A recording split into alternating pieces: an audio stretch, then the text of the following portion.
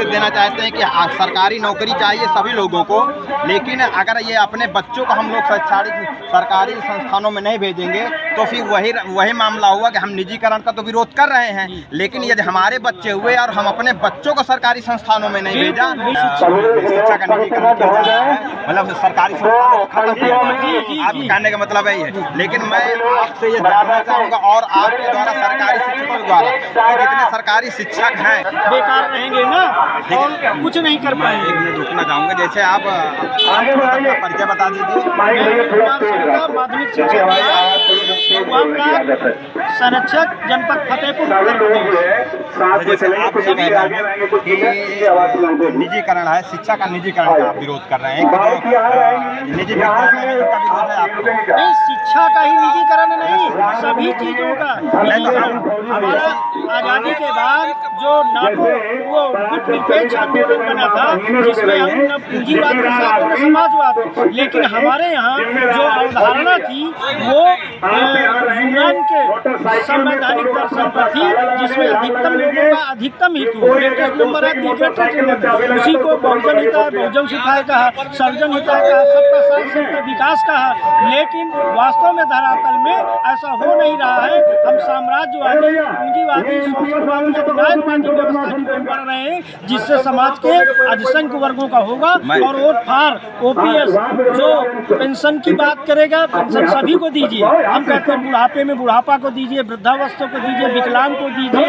उसके साथ कर्मचारी जो 60 साल सेवा करता है उसके बाद असहाय हो जाएगा, उसका परिवार क्या करेगा? इसलिए कर्मचारियों का अधिकार है और सुप्रीम कोर्ट ने भी इसको माना है। एक पूछना चाहेंगे कि जैसे निजीकरण का मामला की बात होगी कि ठीक है निजी विद्यालय या शिक्षा का निजीकरण किया जा रहा है, मतलब सरकारी संस्थानों को खत्म किया जाए, आप कहने का मतलब यही है। लेकिन मैं आपसे ये जानना चाहूँगा और आपके द्वारा सरकारी शिक्षकों द्वारा कि जितने सरकारी शिक्षक हैं वह अपने बच्चों को सरकारी शिक्षकों में शैक्षणिक संस्थानों में पढ़ा रहे हैं या निजी शैक्षणिक संस्थानों में पढ़ा रहे हैं? निजी क्षेत्र में पढ़ा रहे हैं, जहाँ नहीं है वहाँ पर वो बेसिक में। हम स्वयं, मेरे पिताजी शिक्षक थे, मेरे बाबा जी शिक्षक थे, मैं भी शिक्षक हूँ, लेकिन मैं प्राथमिक विद्यालय का ही पढ़ा हूँ। आज जहाँ पर संख्या दो एक टीचर शिक्षा मित्र के द्वारा हो रही है, शिक्षा मित्र कम पैसे में कर रहा है, उसकी गुणवत्ता होगी। जब लोगों का करियर सुरक्षित नहीं होता, असुरक्षा की दृष्टि में वो निष्ठा से काम नहीं करते। आप कर्मचारी जो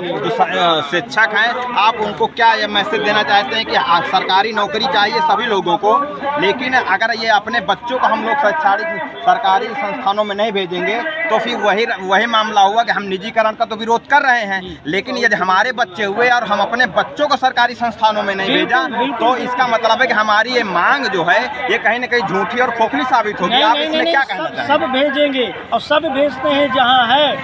शिक्षा को समवर्ती सूची में है तो केंद्र और राज्य की जिम्मेदारी है कि वो शिक्षा का सर्वसुलभीकरण करावे।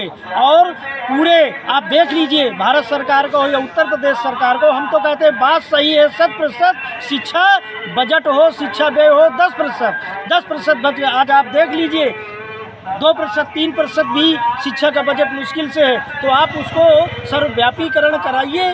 और उसके साथ साथ व्यवस्था के लिए उत्तर प्रदेश में ही कई वर्षों से बेसिक की, माध्यमिक की भर्तियां नहीं हो रही, 7-7 8-8 साल से चयन बोर्ड या आयोग भंग हैं। तो प्राइवेट सेक्टर में हमारे यहाँ जो चतुर्थ श्रेणी होते थे उनको संविदा पे रखा जा रहा है। तो निश्चित रूप से जब आप सब कुछ निजीकरण कर देंगे तो बाजार के हवाले, शेयर मार्केट के हवाले, उतार चढ़ाव में, अनिश्चितता में ये नहीं चलने वाला है। हम वोट फॉर ओपीएस के द्वारा व्यवस्था और सत्ता परिवर्तन तक उस हद तक जाएंगे जहां हमारा हित होगा। और कर्मचारियों, अधिकारियों के साथ बेरोजगारों की और व्यवसायियों की, सभी का होना चाहिए। भारत कल्याणकारी राज्य की अवधारणा पर है, जहां पर सरकार का हित, सरकार का लाभ न देख करके जनता का हित, कर्मचारियों का हित देखा जाना चाहिए। धन्यवाद। फतेहपुर जिंदाबाद, विजय बंधु जिंदाबाद। हक है, लेकर रहेंगे।